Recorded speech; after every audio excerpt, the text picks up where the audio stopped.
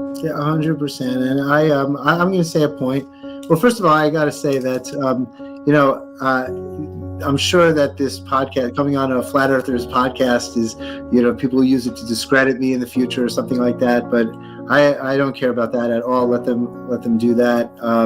I believe in free speech and it's this whole nonsense. If we all just stopped caring, the media, they do all kinds of things to like tell people not to like a certain person, and then we all listen. If we all would just say I don't care anymore, then they would be powerless.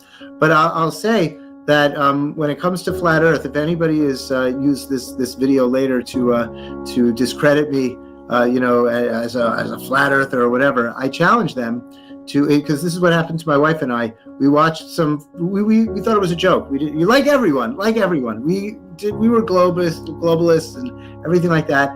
And then we watched some flat Earth content as a joke. It was level. Eric Dubé, credit where it's due, and the Hubble brothers, whatever their name is, and we what? Hibbler brothers. We watched it on Earth Day, and I guess what year was that? 2021, 2022, whatever it was. Yeah, and 2020. It's been a while. Yeah. Was it 2020? Was it May of 2020? I think so. Yeah. Oh my gosh. Anyway, we heard about it from our mail lady, who we always would talk to whenever she would come by, and she would tell us the real news that was going on. And she said that this thing was coming out. So my wife said to me, "Oh, we got to watch this tonight." So we thought it was a joke. We watch it, and I'm not even gonna say that it's a great documentary because it's interesting. It's like it didn't have to be. It just asked questions that were so obvious that for some reason have been suppressed in me. I'm describing every flat earther, and I was like, oh yeah, that's true. Like I stopped asking why we don't feel that we're moving a long time ago. So we said to each other, let's just pretend it's real and be open-minded and think about it. And then we went for a walk at night. It was nighttime, and I looked upstairs at the stars and the moon in a way that I'd never looked at them before. And I said to myself, pretend it's true. Pretend it's the way that, by the way, everyone before Copernicus apparently believed it to be. I said, pretend it's, Maimonides, one of the great Jewish philosophers who lived in the 13th century, his chapter 3 of his masterpiece work is called the Foundations of the Torah. That's chapter 3, Hilchos Yesodei HaTorah. That's what it is in Hebrew. And he describes the Talmudic model. He says that this is the foundations of the Torah is understanding this model. He writes that. I'll go through it with you one day. And I said, pretend Maimonides is right, and pretend all these people before Copernicus were right, and just think about it for a minute.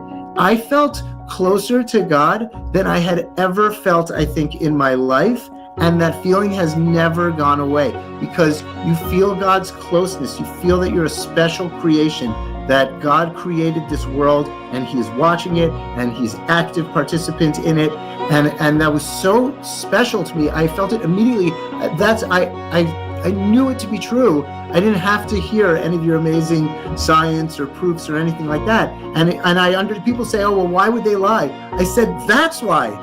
It was so obvious to me. And that's, I guess, that 4 years ago now. I have to look that up. But I just, people who won't open their minds to it are missing out. They should just do a thought experiment. But nobody wants to be a scientist. Whenever I yell, if I'm not yelling about January 6th, my kids know I'm yelling about flat Earth. And and it's the same for everyone. We have these conversations, and the other person sees in 1 minute that they haven't looked into their model for a second, and I actually know their model better than they do. And I just be a scientist. Like Copernicus, who you like, had to think outside. If you admire him, then emulate him. And he thought outside of the mold, according to your history books. So why don't you do that and be a real scientist? And I'm going to say this. Austin, you are a real scientist. It's amazing to watch you. I love your content. I'm so proud to represent you. Thank you. That's such an awesome testimony and experience. You were right, by the way. Level 2021. You were right. Okay, you're right. Dude, that's so. I will say,